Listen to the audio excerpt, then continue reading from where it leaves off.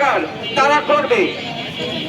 ঝিনাইদহে দীপুচন্দ্র দাস, মণি চক্রবর্তী ও খোকন চন্দ্র দাস হত্যাকারীদের বিচারের দাবিতে এবং সাম্প্রদায়িক সহিংসতা বন্ধে মানববন্ধন অনুষ্ঠিত হয়েছে। শনিবার সকালে ঝিনাইদহ শহরের পায়রা চত্বরে জেলা সনাতনী ঐক্য মোর্চা এই মানববন্ধন আয়োজন করে। এতে বিভিন্ন সংগঠনের নেতৃবৃন্দ সহ নানা পেশার মানুষ অংশ নেন। মানববন্ধনে বক্তব্য রাখেন কেন্দ্রীয় পূজা উদযাপন পরিষদের যুগ্ম সাধারণ সম্পাদক শুভাশিস বিশ্বাস সাধন, বিপ্লব কুমার দে এবং জেলা হিন্দু বৌদ্ধ খ্রিস্টান ঐক্য পরিষদের আহ্বায়ক চন্দন বসু সহ অনেকে।